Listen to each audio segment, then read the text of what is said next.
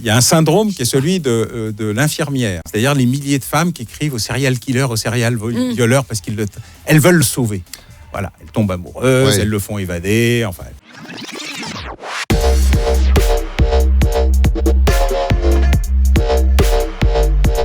Bonjour à notre invité, il s'appelle Alain Bauer, bienvenue.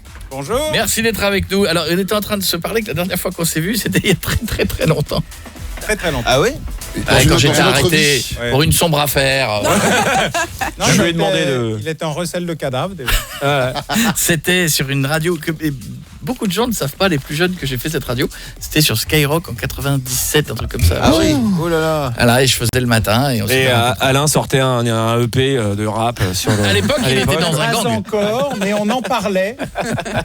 Justement, et un truc un peu bien, parce qu'il donnait dans les paroles des éléments qui permettaient de retrouver l'auteur du dernier écrit. C'est pas con ça. C'est une histoire vraie. C'est vrai. Aux États-Unis, il y a un Gus qui a fait un rap pour raconter un meurtre qui a permis d'identifier l'auteur du crime, parce que tout était vrai. Ah oui. C'était pas lui l'auteur. Il avait vaguement participé. Ouais, parce que pour savoir tout... oui, vaut mieux. Soit on te le raconte, soit il y était. Lui, les deux. Professeur de criminologie. Ça, j'ai envie de savoir comment on devient...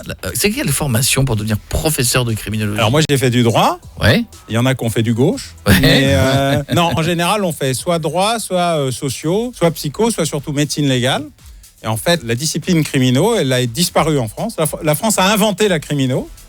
Et aujourd'hui, moi, je suis une espèce protégée, car je suis le seul. Ah bon? Ah oui? Mais il y a un seul professeur de criminologie en France, parce que... C'est moi. Voilà, c'est moi. Ouais. J'ai le monopole de la science criminologique. Mais du coup, si vous avez des élèves, il y a la relève qui est assurée. Oui, mais mes élèves sont des flics, des gendarmes, des avocats, des défenseurs des droits, des journalistes, des agents du renseignement, parce qu'il y a de l'analyse criminologique, ça sert à tout. Et pour l'instant, je suis le seul prof, mais j'ai une quarantaine de collègues sans papier ou clandestins de la crimino. D'accord. Parce qu'ils n'ont pas réussi à faire revivre la discipline. C'est des trucs bureaucratiques. Il y a la criminologie pour les nuls qu'il avait fait il y a quelques années. Absolument. Et j'ai les criminels les plus cons du monde, si vous voulez aussi. Il y en a beaucoup, non? Ça peut être énormément. Et alors, ils sont une bénédiction. Je les adore. Parce que si on avait écrit ça sous forme de roman, personne ne nous aurait publié. Alors que la vérité dépasse toujours la fiction, et ils sont incroyables. Et on a même fait un deuxième qui est encore plus drôle, c'est les mêmes au tribunal. Les premiers, c'est quand ils font un truc vraisemblablement con, et les seconds, c'est quand ils racontent des histoires totalement cons. Et leurs avocats, ou les juges, voilà un peu tout le monde. Et ce ne sont que des histoires vraies, on va chercher les sources. Au début, c'est pas que des histoires qu'on se raconte, légendes urbaines, et alors on est incroyablement amusé par ça. On en fait une collection d'ailleurs. Ah, c'est rigolo. Est-ce que vous voulez poser une question? Donc la criminologie, c'est la science du crime, ça n'a rien à voir en fait avec le profil. Si, bien sûr, les profileurs sont nos élèves. D'accord. En France, en tout cas, aux États-Unis. En France, il y a, on va dire, 40 collègues qui font de la crimino. En Angleterre, 400. Aux États-Unis, 4000. Ça vous donne une idée. Oui. Voilà. Et c'est pas la population qui explique ça. Ouais. C'est simplement l'intérêt du sujet. Or, en France, on considère que c'est qu'un sujet du droit. Moi, je suis juriste, mais je considère pas que la criminologie est un sujet du droit, parce que si on prend pas la psycho ou la socio pour comprendre, c'est large quand même, oui. Voilà, ou la médecine légale, parce qu'il y a des sujets de scènes de crime, etc. On est bien obligé de trouver une solution. Donc la criminologie, c'est un peu la différence entre la chronologie et l'histoire, ou la cartographie et la géographie. Il y a une série de disciplines qui sont très utiles, mais il y a un élément supérieur qui conçoit. Et c'est Émile Durkheim, en 1885, bien sûr, pas dire, que bien connu. On l'a beaucoup joué. On l'a reçu sur Skyrock aussi. Chanteur à ses heures perdues, qui a dit, en fait, il y a un fait social qui s'appelle le crime. Pour analyser le crime, il faut une science qui s'appelle criminologie. Point, tourner la page, passer à autre chose. Et c'est valable pour tout. On va en parler dans un instant d'un livre qui s'appelle Au bout de l'enquête. On va parler, parce qu'on a plein de questions à vous poser. D'abord, est-ce que le crime parfait existe? Ne répondez pas tout de suite. Est-ce que le crime parfait existe? Pourquoi, des fois, dans des affaires, on ne trouve pas? Ou on trouve si longtemps? Ou vous nous expliquerez un peu tout ce qui peut être les ratages réguliers qui peuvent arriver dans des affaires. Et il y a encore beaucoup d'affaires qui sont non résolues. On parle de tout ça dans un instant, tout de suite. Au bout de l'enquête, c'est le livre de l'émission culte de France 2 avec Marie Drucker. Ferai un bisou à Marie parce que je l'aime beaucoup. La semaine prochaine, on commence la 4e saison. Eh ben, embrassez-la pour moi parce que je trouve que c'est une professionnelle. Elle est magnifique, elle est gentille, elle a tout pour elle, Marie. Alain Bauer est avec nous. Vous êtes tout pour vous aussi. Ouais, pareil. Vous êtes gentil. Alors esthétiquement, on peut discuter, mais pour le reste, je suis d'accord. Esthétiquement, il y a un écart. Oui, c'est assez net. Assez net. Mais c'est pas. Mais je note qu'on a le même coiffeur. Oui, mais moi j'ai pris une décision, j'ai tout enlevé sur le côté, vous avez vu? Oui. Ah non, moi j'ai du mal. Ah, vous gardez? C'est une petite nostalgie, on se dit qu'à un moment ça va rattraper? Non, c'est une forme de résistance, c'est le village gaulois en version cheveux. Bon, il y a un livre, donc si vous êtes passionné, il y a plein de gens qui nous parlent sur Twitch, si vous êtes passionné par les crimes, et je sais que là, il y a beaucoup de gens qui sont passionnés par les crimes résolus, et là notamment, on parle de non résolus. Comment c'est possible? On se dit qu'aujourd'hui, on est en 2023. Alors, plus on remonte le temps, plus on parlait par exemple du petit Grégory tout à l'heure. L'enquête, c'est pas dans le livre ça, mais on le sait tous maintenant. Ça a peut-être merdouillé à un moment donné pour prendre un langage 5 parce qu'il y a eu tout un tas de séries mis bout à bout, d'erreurs. Il n'y avait pas de règles. En fait, il y a deux injonctions contradictoires. Une scène de crime, c'est tu dois rien toucher, mais tu dois quand même t'occuper du gus qui est en train de mourir. Alors vous prenez une affaire où on va dire le crime est là depuis longtemps. L'affaire du petit Grégory, il n'y a pas de doute. Mais enfin, tu dois quand même vérifier l'état du corps, savoir si tu peux pas essayer de le sauver, etc. Et donc, tu patauges les services de secours, les flics, etc. Personne n'avait même imaginé qu'il fallait sécuriser la scène de crime. Pourquoi ? C'était nouveau. Bah oui, parce que l'ADN n'existait pas, le concept de l'ADN, et puis que tout le monde pataugeait dans le truc, parce qu'on pataugeait dans le truc et que personne n'avait pensé qu'il fallait s'occuper de ça. Il a fallu attendre les années 86 pour qu'un Anglais découvre l'usage de l'ADN. Et d'ailleurs, ça n'a pas bien marché. Puis à partir des années 90, c'est devenu plus régulier, notamment pour les serial killers et les serial violeurs, parce que ça permettait d'identifier un parcours de criminel. En France, personne ne partageait les informations avec rien. En Europe, aucun pays ne partageait avec personne d'autre. Et dès que tu passais 3 frontières, voilà. Et d'un coup, tu tirais un truc avec l'ADN et tu découvrais que le gus, il n'avait pas un truc parce qu'il a été arrêté, mais 40, 50, 60. Donc tu découvrais tout d'un coup le serial killer. Nous, on a inventé le premier, Gilles de Rais. Oui. Voilà, il faisait plutôt griller. Mais il a fait quoi? Il a tué 140 enfants à peu près? On a 400, combien? Vous êtes à 400. J'étais à 140, moi. Non, 140, c'est ce qu'on a réussi à identifier qui a permis qu'il y ait un procès. C'est terrible. L'histoire, elle est terrible. C'est le premier historique identifié et c'est un produit national. Et héros et bras droit de Jeanne d'Arc. Oui, non, il avait des bons héros absolu, c'est-à-dire que tout compagnon de Jeanne d'Arc, c'est-à-dire toute une partie magnifique. Et puis la façon. Et puis la façon où il a tué donc entre 150, on n'a pas les chiffres diffèrent selon la préfecture. Les manifestants. Avec son complice dans ses châteaux, une catastrophe. 400 enfants, le monstre. Ah oui, les servantes, enfants. Enfin, il était assez. Ah oui, d'accord. Je crois qu'il s'est fait serrer parce qu'ils avaient des doutes sur lui, parce qu'il est rentré à cheval dans une église, si je dis pas de bêtises. Par ailleurs, ça a aidé. Mais il fallait un truc pour l'arrêter. Le procès est un vrai procès. Donc il y a ces éléments-là, et donc c'est un premier élément, c'est le fait de ne pas sécuriser la scène de crime. Et puis vous avez des choses nouvelles qui sont beaucoup plus compliquées. L'affaire Chevaline, par exemple. Vous avez une famille qui se fait assassiner, 4 personnes. Il y a une petite fille cachée sous les jambes de sa mère qui est vivante. Là, les gendarmes font tout bien comme il faut. Sécurisation de la scène de crime, personne ne rentre. Il faut quelques heures pour découvrir qu'il y a une survivante. Là, vous avez l'effet contraire, qui est, mais vous aviez qu'à ouvrir la portière. Ah bah oui, mais vous avez dit de sécuriser la scène de crime. Et c'est très compliqué de s'en sortir dans ces affaires. Donc maintenant, il y a tout un protocole, etc., où on comprend qu'il faut essayer de sauver les vivants et ensuite essayer de pas trop saloper l'espace en question qui doit permettre à l'enquête de fonctionner. Mais on ne sait pas très bien comment on fait. Terminons sur le petit Grégory, après on n'en parlera plus, mais terminons juste là-dessus. On ne saura plus jamais, c'est fini. Si, non, c'est jamais fini. Oui, c'est jamais fini parce que... J'aimerais bien savoir quel rebondissement. Une chance, regardez, l'autre jour, on a ressorti la lettre anonyme où il y avait le timbre qui avait été conservé n'importe comment, mais où peut-être il y avait de la salive qui aurait permis de, regardez, l'ADN de parentèle. Avant, l'ADN, c'était votre ADN et rien que votre ADN. Si c'était pas vous, vous ne le trouvez pas. Maintenant, avec votre arrière-petit cousin, je peux passer de un ADN potentiel à 300, 200, 100, 50 et progresser chaque fois par étapes successives jusqu'à identifier 20 ans, 30 ans, 40 ans. C'est le cas d'ailleurs récemment, y compris des gens qui, entre-temps, sont décédés, etc. Mais savoir qu'on peut résoudre une affaire. Donc, on peut avoir des innovations. Mais donc, il y a cette lettre. Elle est toujours là, la lettre. Oui, mais et l'analyse l'analyse, elle n'a pas donné d'éléments suffisants parce que l'ADN n'était pas bien conservé. Oui, donc, c'est ce que je dis. On a tiré le dernier fil. Non. Et parce qu'on peut encore en découvrir d'autres. L'ADN dans 10 ans. 40 ans plus tard. Il y a 40 ans, il n'y avait pas d'ADN du tout. Oui, mais le crime était il y a 40 ans. Aujourd'hui, on découvre des auteurs. Il y a prescription quand même, du coup. Ah, c'est une autre affaire. Oui. C'est un autre sujet. On peut découvrir des gens qu'on ne peut plus poursuivre. Mais au moins, on a résolu l'affaire. Ça, c'est une question importante. Après, on écoutera juste un titre. Ça veut dire qu'il y a des gens qui au bout de 25 ans, c'est quoi la prescription? 20 ans. 20 ans. Qui au bout de 20 ans... Pour les affaires criminelles classiques. Il y a le crime contre l'humanité, c'est... Mais qui peuvent dire finalement, au bout de 22 ans, allez, c'était moi. Je fais un TikTok. Et finalement, c'était moi qui ai tué la dame du premier étage. Des aveux tardifs, tu peux, oui. Je ne vais pas aller jusque-là, car c'est pas... Et je tiens à saluer tous ceux qui ne lisent pas le code pénal, et je souhaite qu'ils continuent à ne pas le lire, mais c'est pas 20 ans après l'affaire. C'est 20 ans après le dernier acte d'instruction. Et alors, il se trouve que dans mes criminels les plus cons, que je vous recommande, vous en avez quelques-uns qui ont un petit souci de comprenette sur la gestion du calendrier. Et qu'on fait ça, genre, c'est moi. Très bien. Merci beaucoup. Voilà. Oui, mais alors, prison à gauche, tribunal à droite. Oui, mais si c'est fermeture de l'enquête, il n'y a plus rien. Il attend 20 ans. Et là, il dit c'est moi. Sauf une fois où la Cour européenne des droits de l'homme a dit non, mais le problème, c'est que la police a salopé le dossier, donc on rouvre quand même. Donc il y a toujours un moyen de... Une tentative, donc, si on a fait un meurtre, même après 20 ans, faut pas le dire. Le mieux, 40 ans. Voilà. À 40, j'ai une question dans ces cas-là. Il y en a qui ont des problèmes de conscience. Oui, mais si c'est à partir du dernier acte qui a été fait, pourquoi dans ces cas-là, il n'y a pas un service spécial qui va prendre tous les cold cases, va dire une fois par an, une fois tous les 2 ans, je vais faire une audition histoire de... Ça s'appelle un avocat.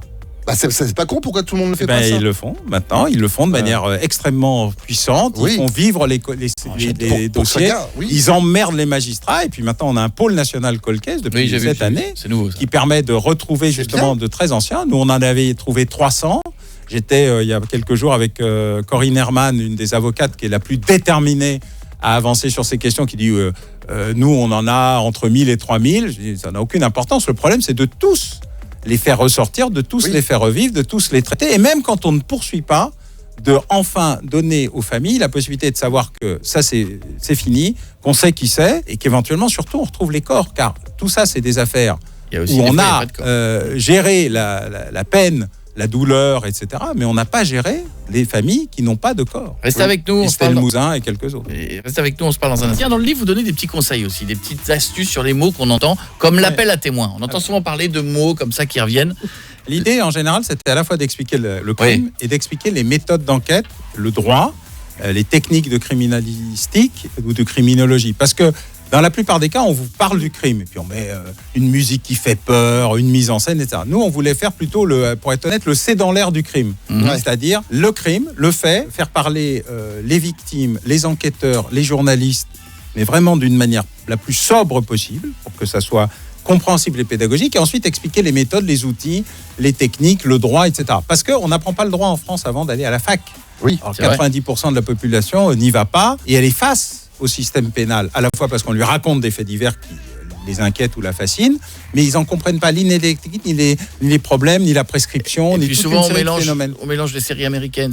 Ils disent votre honneur, où est le mandat de perquisition, ce qui fait toujours hurler et les flics et les juges, mais pourquoi pas, après tout, au moins ça calme un peu. Vous avez un mandat. Le mandat, et des fois tu regardes quelques émissions, t'entends ça. Et puis surtout les séries françaises, elles sont des séries tellement fictionnelles qu'elles font rire les professionnels, ce qui fait qu'elles sont décrédibilisées, à part quelques-unes de très grande qualité, Braco, Engrenage, etc. Braco, je suis dessus. Non, c'est remarquable. Incroyable. Mais la plupart des autres sont ridicules. Je veux dire, le juge qui travaille avec sa fille, avec son fils, lui étant journaliste et l'autre étant commissaire, je veux dire, tu te regardes et tu te passes et on te dit « Oui, mais Coco, c'est une fiction ».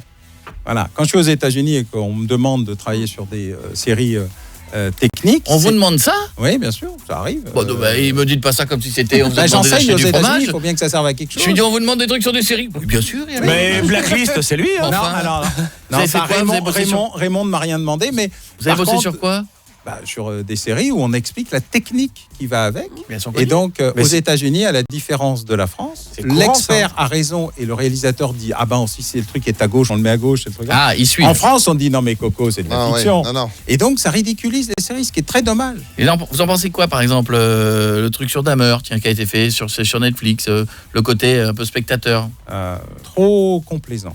Ah bon? Avec lui? Ah oui, il a créé une fascination. Oui. Vous savez qu'il y a un syndrome qui est celui de l'infirmière. C'est-à-dire les milliers de femmes qui écrivent aux serial killers, aux serial violeurs parce qu'elles veulent le sauver. Voilà, elles tombent amoureuses, elles le font évader. Enfin, ça, c'est la presse souvent qui donne une image qui fait que les gens exactement. sont amoureux. Et la série Dahmer, elle est trop l'avocate, je crois.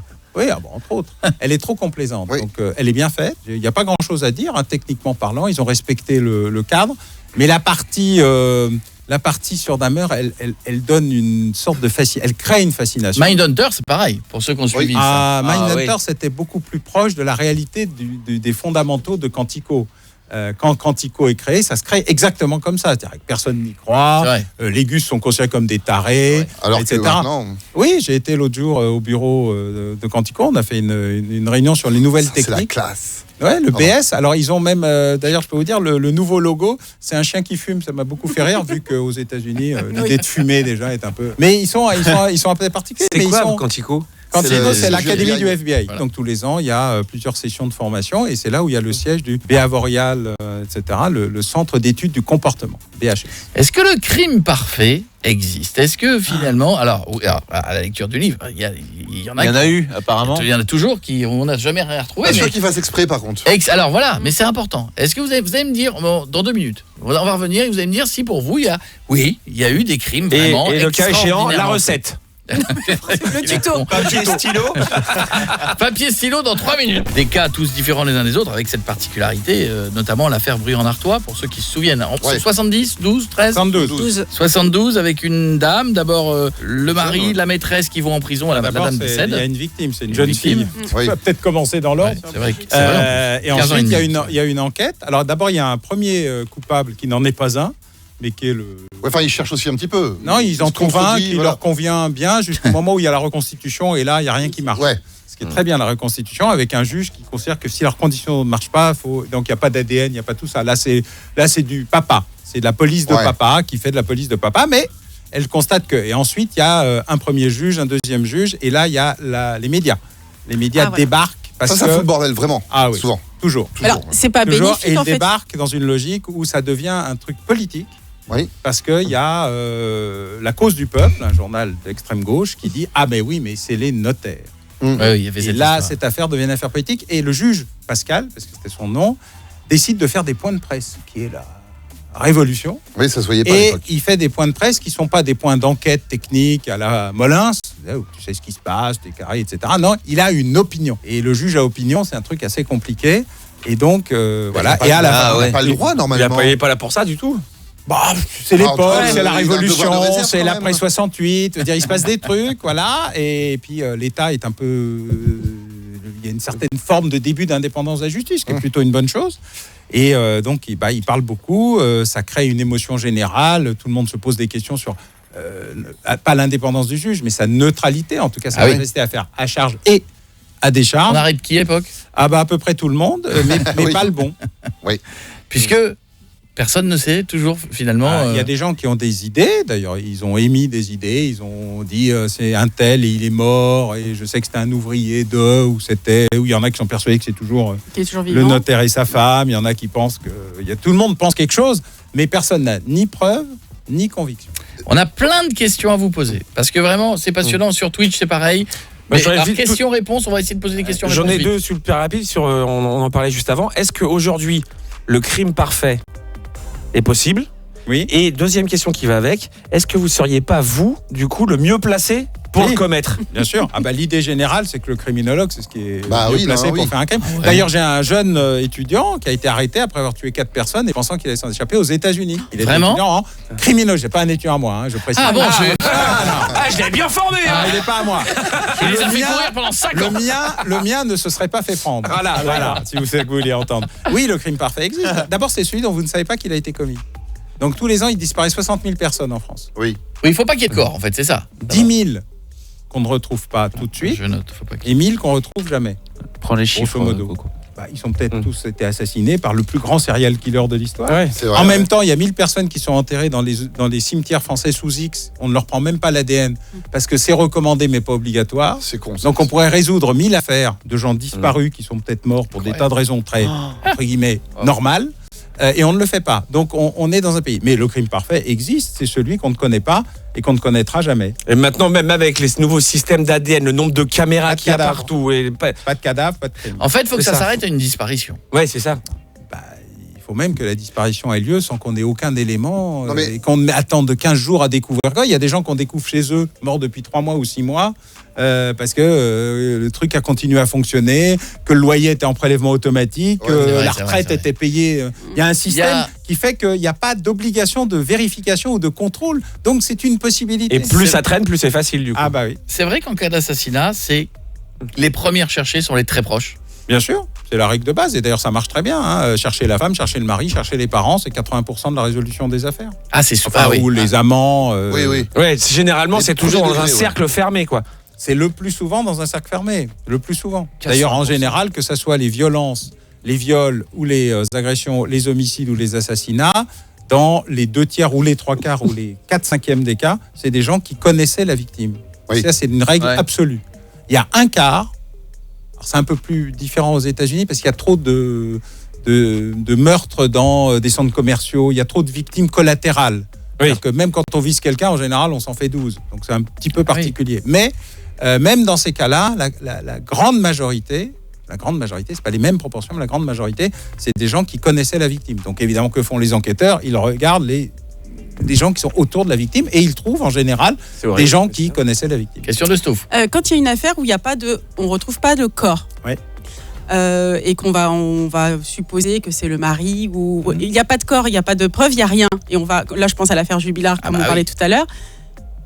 Comment on fait ? Alors d'abord, on n'est pas obligé d'avoir un corps. Il faut qu'on ait un faisceau de présomption, car la construction de l'aveu dans le code pénal, c'est une décision qui ne passe pas sur l'ADN ou l'aveu.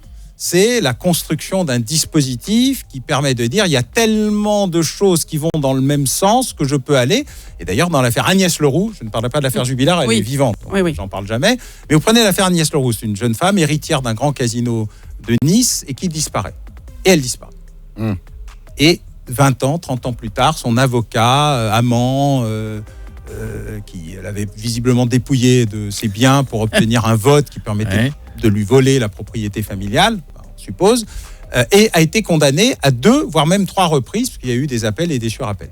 Ce qui prouve qu'on peut aller jusqu'au bout d'une affaire sans cadavre. On n'a toujours pas retrouvé le cadavre d'Agnès Leroux. Mais par contre, les éléments qui ont permis de construire une vraie enquête sans cadavre, sans scène de crime, étaient suffisants. Et il y a eu évidemment un élément qui est l'aveu de son ex-maîtresse qui lui avait fourni un alibi et qui est revenu sur l'alibi. Qui a dit en fait. Oui, mais dans la manière, donc le crime parfait existe. Encore faut-il gérer sa maîtresse ou son amant. Il y a toujours, depuis qu'on est gamin, on entend cette phrase de gens qui disent faut pas regarder ces films sur les tueurs en série parce que les enfants, faut pas qu'ils regardent parce que ça peut leur donner des idées, etc. Et ça peut déclencher quelque chose. Est-ce qu'il y a eu finalement, suite à des tueurs en série qui ont fait des choses, qui ont été mis dans des films ou pas, finalement, tant de ce qu'on appelle des copycats aux États-Unis, est-ce que ça existait tant que ça ? Très peu. Le copycat, en général, il est fasciné par l'individu qui est l'auteur en tant que tel. Il est fasciné par celui qui, et il reproduit parce qu'il a envie d'être lui, pas parce qu'il a vu un film ou même un film sur lui. C'est un processus beaucoup plus long, beaucoup plus structuré. Et en fait, il y a extrêmement peu de copycat. Et d'ailleurs, on a fait des études sur l'effet des films de violence au cinéma, à la télévision et même dans les jeux vidéo. Et aujourd'hui, ils démontrent rien. C'est-à-dire qu'il n'y a pas d'effet de transition ou extrêmement petit. Quelques cas. Il y a un cas dans Les Frères Menendez, il y a un cas avec le film Scream, qui est pas vraiment qui est un film d'horreur. Il y a eu quand même quelqu'un qui a essayé de refaire. Qui le dit d'ailleurs, qui dit avec le masque et tout. C'est pas ce que j'ai vu que j'ai fait comme ça. Donc on a, mais ça se tient sur les doigts peut-être des 2 mains dans ce qu'on a réussi à identifier à la fois en mode opératoire et en opération. Jeff. On parlait de la médiatisation des crimes. On est d'accord que dans la grande majorité des cas, c'est ultra négatif pour l'enquête. Oui, ça perturbe l'enquête, ça donne des pressions insupportables. Au magistrat. Alors, particulièrement quand la médiatisation se fait, 1, sur un enfant et 2, entre 2 pays. Quand il y a de l'affect, beaucoup. Alors, vous avez ça entre l'affaire Dickinson en France, entre la France et la Grande-Bretagne. Vous avez ça dans l'affaire Maddie McCann entre l'Angleterre et le Portugal, parce que ça se passe au Portugal. Et là, vous voyez débarquer des centaines de journalistes qui font l'enquête à votre place. Oui. Qui comprennent rien au système pénal ou légal local, parce que c'est pas leur, mais pour eux tout est pareil, parce qu'il y a une sorte de... Voilà. Qui pensent que tous les flics locaux sont des ploucs et des nuls et des incapables, et que eux feraient mieux, ou qui font venir des flics pour faire le en anglais ou ailleurs, pour faire le boulot à la place. Et donc ça, c'est une catastrophe pour l'enquête, surtout au tout début. Mais que par contre les médias fassent vivre l'enquête quand elle dure trop longtemps, quand on n'arrive pas à la solution, les médias anglais ont aidé à l'affaire Dickinson, vraiment. Ils n'ont pas aidé du tout dans l'affaire McCann. Mais donc il y a des éléments, donc faut pas leur mais au tout début de l'enquête, alors moins il y a de médias, mieux les enquêteurs se portent. Après tout dépend du magistrat, si lui il a assez de recul, il reste assez froid pour pas tenir compte. Ah oui, mais l'enquête c'est pas le magistrat, hein, c'est les flics, les gens, la population, la pression, la tension. Quand vous faites insulter tous les jours et que vous êtes commissaire de police ou chef d'enquête ou brigadier ou capitaine, ça vous aide pas. Parce que du coup, vous allez sur votre intuition initiale, vous fermez pas et vous ouvrez pas les portes. Vous êtes en train de dire faut que j'y arrive, je vais me faire engueuler le préfet, le ministre, la reine et le Sun. Avant-dernière question. Pourquoi est-ce que parmi tous les meurtriers en série dont on parle, etc., il y a si peu de femmes? Pourquoi est-ce que c'est vrai que c'est très masculin. C'est que des hommes. C'est quoi? C'est la façon, c'est l'éducation qui prime, c'est sociologique. Comment vous l'expliquez ça? Les femmes sont empoisonnées. D'abord, elles sont peut-être bien meilleures. Elles ne se font pas prendre. Ça, c'est possible. Une option. Peut-être. Deuxièmement, c'est vrai que les femmes sont minoritaires dans l'ensemble des activités criminelles, sauf une. Qui? Sauf une. L'assassinat de leurs propres enfants. Ah oui. Donc c'est un peu particulier. Le néonaticide surtout. C'est pas le meilleur non plus. Non mais donc c'est un peu glauque. Il faut être prudent. C'est pas ce qu'on croit en fait. Hein. Bon, voilà. Mais en la matière, il faut reconnaître effectivement que sur les criminels en série, il y en a très peu. Historiquement, la comtesse Báthory, qui était le Gilles de Rais hongrois, on va dire, mais qui était une femme. Il y en a quelques autres de ce genre, mais il faut reconnaître qu'elle représente un pourcentage minime des serial killers connus. Est-ce qu'il y a déjà quelqu'un qui vous a, on s'entend sur le mot fasciné, dans le crime qui a été fait ou ou peut-être d'ailleurs un crime lui-même parce que vous n'avez pas, la personne on n'a jamais trouvé, ou ça a été les mots sont durs à utiliser parce que c'est tellement bien fait, c'est plutôt tellement bien organisé, mais vous voyez ce que je veux dire. Alors ceux qui ne tuent pas me fascinent, les grands voleurs, les grands escrocs, parce qu'il y a une sorte de Lupin, quoi. Arsène Lupin. Ça oui, les autres non. Mais par contre, comme je ne suis ni professeur de morale, je ne suis pas là pour les juger ni pour les arrêter et que je leur parle, que je dialogue avec eux, même si c'est pas toujours extrêmement ragoûtant, comme on dit. C'est ce que j'allais dire. Ma position, elle est clinique. On arrive à prendre assez de distance avec un type qui a tué. Parfois, on va prendre 3 douches et dégueuler un bon coup, mais sur le fond, oui. Parce qu'il faut comprendre le pourquoi et le comment. Mais il vous l'explique avec un... parfois, il y en a qui nous disent plus de choses qu'ils nous racontent à leurs propres avocats, donc c'est parfois un peu compliqué. Mais il faut reconnaître que je suis plus dans le crime organisé et le terrorisme, qui sont des sujets très différents, parfois extrêmement douloureux et extrêmement complexes, mais avec des gens qui ont des motivations, qui croient en avoir, etc. Mais mes collègues, par exemple, qui vont dans les prisons, qui discutent avec eux, j'ai un collègue qui va très souvent, de mon équipe, ils ont trouvé la distancière, comme quand vous êtes dans un hôpital, je veux dire, une infirmière ou un médecin, s'il se traumatise à chaque mort, etc., il ne faut pas qu'il ou à chaque entorse. Nous, on a un processus de distanciation qui est très clinique. On garde de la distance, on ne juge pas et on ne fait pas de la morale. Et si on ne veut pas y aller, on n'y va pas. Personne n'est forcé d'aller voir un criminel ou un serial killer ou un serial violeur. Et je n'impose à mes collègues aucune de ces obligations. Et quand il faut que ça soit quelqu'un, c'est moi qui vais. À la fois parce que je suis un peu plus tanné que les autres. Oui. Glissement, vieillesse, technicité. Et ensuite parce que j'ai vraiment réussi à intégrer ça après mon bizutage, mon premier bizutage qui était à l'Institut médico-légal, où ils m'ont présenté à peu près tous les cadavres dans tous les états possibles et imaginables, parce que c'était le bizutage. Donc on était 10. À la fin, on restait 2. Et j'étais confré, c'est vrai, on vous met du dans le nez. Alors moi, j'en avais tellement mis que j'étais un peu flottant. Oui. C'est-à-dire tout n'arrivait pas directement au cerveau. Je n'avais pas bien compris la dose. Et puis à un moment donné, le Gus, qui n'arrivait pas à me faire ni dégueuler, ni tomber dans les pommes, me dit c'est bientôt l'heure de déjeuner. J'ai dit oui. Et je ne sais pas pourquoi, un truc me revient dans le cerveau. J'ai dit, je rêve d'un tourne-dos Rossini. Et il est allé dégueuler, j'étais très content. Au bout de l'enquête, les plus grandes affaires criminelles passées au crime, First Edition. Merci Alain Bauer. Un gros bisou Marie Drucker, j'y tiens. Et il est 58. 58. Et 32 secondes. Non mais j'avais dit, j'aurais pu faire la SNCF, moi. J'aurais pu le faire. J'aurais pu faire démarrer les trains.